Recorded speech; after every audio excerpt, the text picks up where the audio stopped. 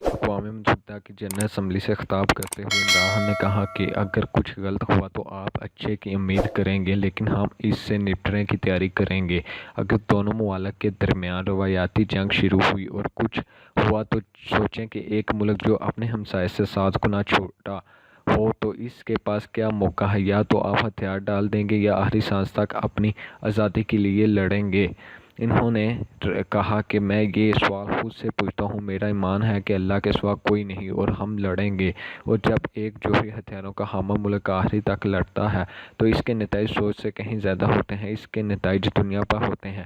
عمران نے اقوام متحدہ کی جنرل اسمبلی میں کہا کہ میں حق ادا کر رہا ہوں، یہ دھمکی نہیں ہے، یہ خوف پریشانی ہے کہ ہم کہاں جا رہے ہیں۔ یہی بتانے میں یہاں اقوام متحدہ میں ہوں کیونکہ صرف آپ ہیں جو کشمیر کے عوام کو ان کا حق خود ارادیت کی ضمانت دے سکتے ہیں جس کے لیے وہ مشکلات کا شکار ہیں۔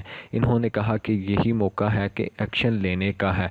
پہلا ایکشن یہ ہے کہ بھارت کرفیو کو ہٹا دے جو 52 روز سے نافذ ہے۔ یہ تمام سیاسی قیدیوں کو رہا کرے اور خاص کر ان 13,000 نوجوانوں کو جنہیں اٹھایا گیا اور ان کے والدین کو ان کی خبر نہیں ہے۔ وزیر اعظم عمران نے کہا کہ عالمی برادری کشمیر کو حق خود ارادیت دے۔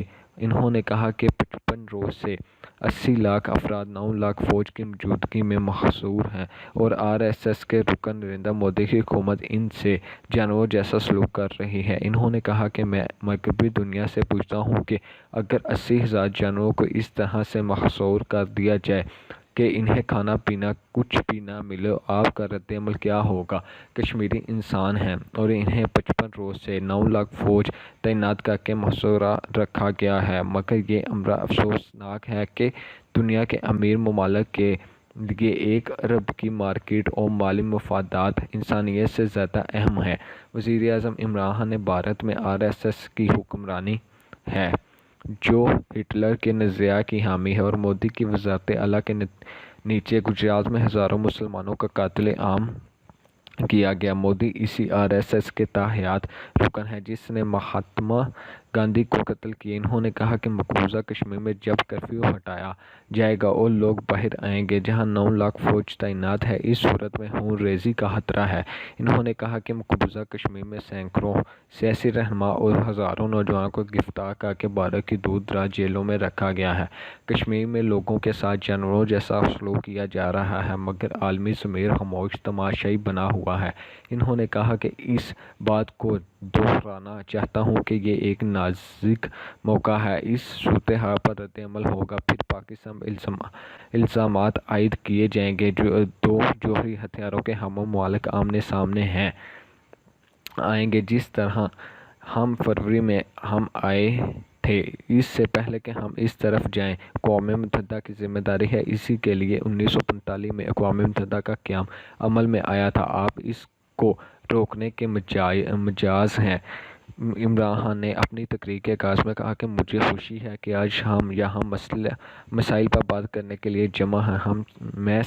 میں سب سے پہلے موسمیاتی تبدیلی سے اپنی خطاب کا آغاز کروں گا۔ انہوں نے کہا کہ دنیا میں تیزی سے گلیشیئر پگھل رہے ہیں اور ایک اندازے کے مطابق 5,000 گلیشیئر پگھل چکے ہیں اور اگر ہم نے اس مسئلے کی طرف ہنگامی بنیادوں پر توجہ نہ دی تو دنیا ایک بڑی تباہی سے دوچار ہو جائے گی۔ وزیر اعظم نے کہا کہ جب ہماری جماعت خیبر پختونخوا میں اقتدار میں آئی تو ہم نے 1 ارب درخت لگائے، لیکن ایک ملک کچھ نہیں کر سکتا۔ اقوام متحدہ اور دنیا کے امیر ممالک کو فوری طور پر توجہ دینے کی ضرورت ہے۔ دوسرا مسئلہ زیادہ اہم ہے اور یہ کہ ہر سال غریب ملکوں سے اربوں ڈالر نکل کر امیر ملکوں کے بینکوں میں پہنچ جاتے ہیں اور اس کی وجہ سے ترقی پذیر ممالک تباہ ہو رہے ہیں۔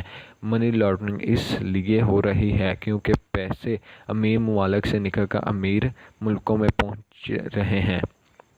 عمران نے کہا کہ ہماری حکومت کے اقتدار میں آنے سے قبل 60 سال میں لیے گئے قرضوں کے مقابلے میں 4 گنا بڑھ گئے تھے اور ایسے میں ہم 22 کروڑ لوگوں کی خدمت کر سکتے ہیں کیونکہ ہمارے ملک میں چند خاندان حکمران تھے جو کرپشن کر کے اپنے پیسے باہر بھیج دیتے تھے۔ وزیر اعظم عمران نے کہا کہ امید ہے کہ اس حوالے سے اقوام متحدہ قیادت کرے گی۔ اسلامو فوبیا پر بات کرتے ہوئے انہوں نے کہا کہ یہ اسلامو فوبیا ہے جو 9/11 کے بعد بڑھا۔ اس حوالے سے عالمی برادری کو سمجھنے کی ضرورت ہے۔ چند ممالک میں حجاب کو ہتھیار سمجھا جاتا ہے اس لیے کیونکہ اسلام فوبیا ہے۔ انہوں نے کہا کہ اسلام فوبیا سے تقسیم ہو رہی ہے۔ خواتین حجاب پہن رہی ہیں لیکن چند ممالک میں اس پر پابندی ہے اور انہیں اس سے مسئلہ ہے۔ کچھ ملک میں کپڑے اتارنے کی تو اجازت ہے لیکن پہننے کی نہیں۔ اس اسلام فوبیا کا آغاز 9/11 کے بعد ہوا۔ عمران نے کہا کہ دنیا میں کوئی ریڈیکل اسلام نہیں، اسلام دہشت گردی نام کی کوئی چیز نہیں، صرف ایک اسلام ہے جو ہمارے نبی صلی اللہ علیہ وسلم لے کر آئے، دہشت گردی کا کوئی مذہب نہیں ہوتا۔ وزیر اعظم نے کہا کہ چند مغربی ممالک کے رہنما اس حوالے سے متضادہ باتیں کرتے ہیں جس سے غلط فہمیاں بڑھ جاتی ہیں، حالانکہ اسلام صرف ایک ہے، اس میں کوئی درجے نہیں ہیں۔ انہوں نے بدقسمتی سے اسلام فوبیا عالمی رہنماؤں کے متشابہانہ اور غیر ذمہ دارانہ بیانات کی وجہ سے پھیل رہا ہے۔ اس کی وجہ سے مسلمانوں میں مایوسی ہے اور دہشت گردی کو اسلام سے جوڑا جاتا ہے۔ عمران نے کہا کہ 9/11 کے بعد چند وجوہات کے باعث دہشت گردی کو مسلمانوں سے جوڑا گیا، حالانکہ 9/11 سے قبل اکثر خودکش حملوں کا تعلق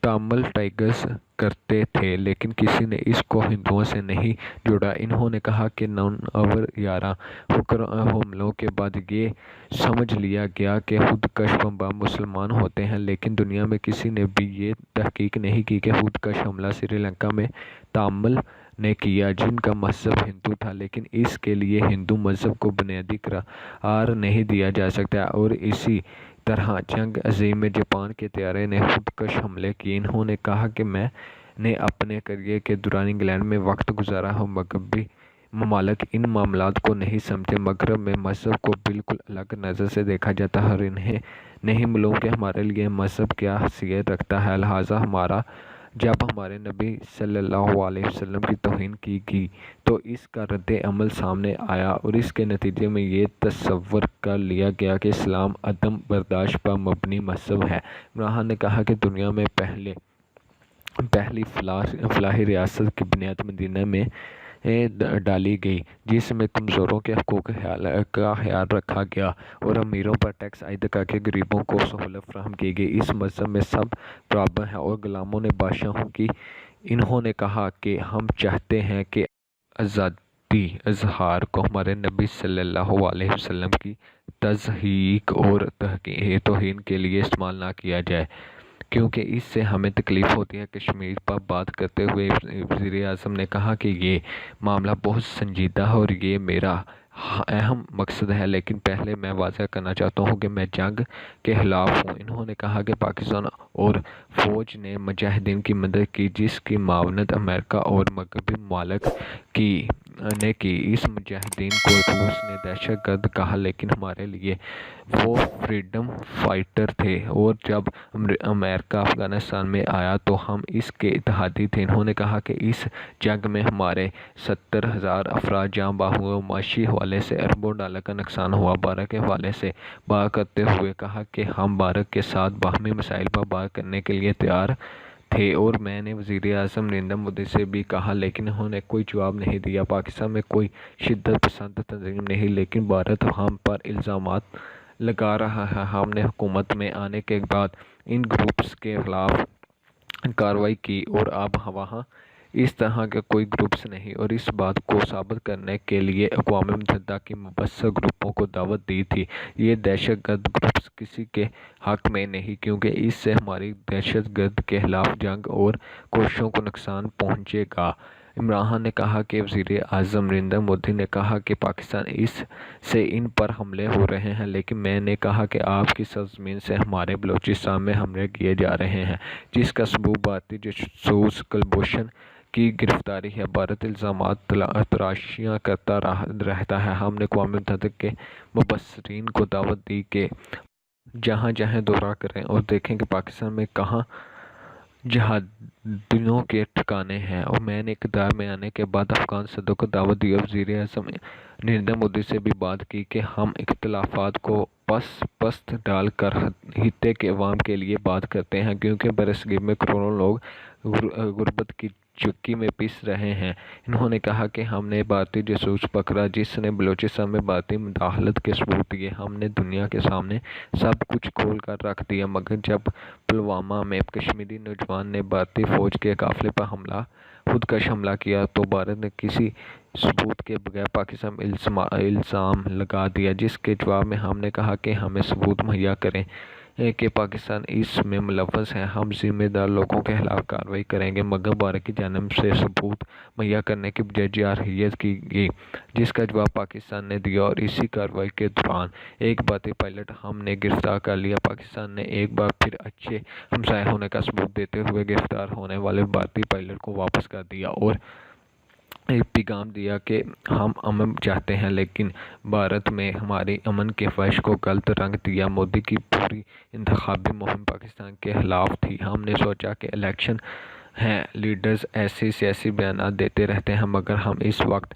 چونکہ جب ہمیں پتہ چلا کہ FATF میں بھارت نے پاکستان کو بلیک لسٹ کروانے کی کوشش کی، یہ مودی کی پاکستان دشمنی کو ثبوت تھا۔ انہوں نے کہا کہ کشمیر میں اقوام متحدہ کی قراردادوں اور شملہ معاہدوں اور بھارتی آئین کی خلاف ورزی کر کے اس کی آئینی حیثیت کو تبدیل کیا گیا، تو اقوام متحدہ کی ذمہ داری ہے کہ وہ بھارت کو مجبور کرے کشمیریوں کو ان کے حقوق دینے پر۔ انہوں نے کہا کہ کرفیو اٹھانے کے بعد کیا ہوگا؟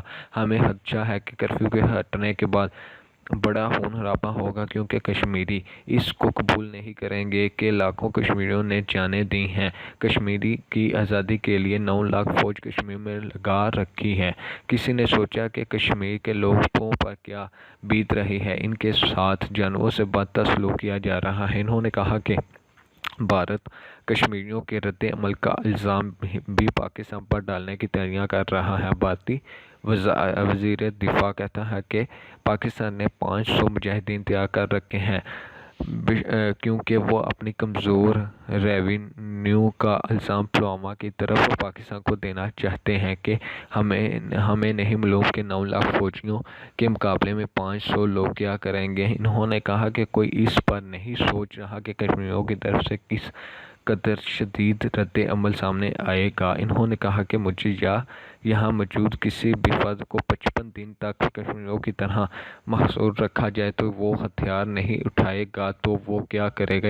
ان مظالم کے خلاف جو بھارتی فوج کر رہی ہے۔ انہوں نے کہا کہ ہالی ووڈ کی فلموں میں ہیرو انصاف نہ ملنے پر بندوق اٹھا لیتا ہے اور بندوق کے زور پر سب کو زیر کرتا ہے، تو نیو یارک کے پورے سینما میں تالیاں بجتی ہیں۔ اگر کشمیر کے نوجوان ہتھیار اٹھائیں گے تو انصاف کے اصول کے لیے تو انہیں دہشت گرد کہا جائے گا، کیونکہ وہ مظلوم مسلمان ہیں۔ اس رویے کو اب تبدیل ہونا چاہیے۔ آپ مجبور کر رہے ہیں لوگوں کو کہ وہ سخت رد عمل دیں اور خون خرابے کا جواب خون خرابے سے دیں۔ دنیا کے بڑے اقتصادی طاقتیں صرف 1 ارب کی مارکیٹ اور اپنی مالی فائد کو دیکھ رہی ہیں۔ ہم اپنے سے 7 گنا بڑے ملک کے ساتھ جنگ کی صورت میں نتائج کیا ہوں گے؟ ہم سر نڈا کر دیں گے یا آخری دم تک لڑیں؟ ہم مسلمان ہیں، آخری سانس پر لڑیں گے۔ میں دھمکی نہیں دے رہا، اپنے خدشات کا اظہار کر رہا ہوں۔ اقوام متحدہ کرفیو اٹھائے، فوری تمام قیدیوں کو رہا کیا جائے۔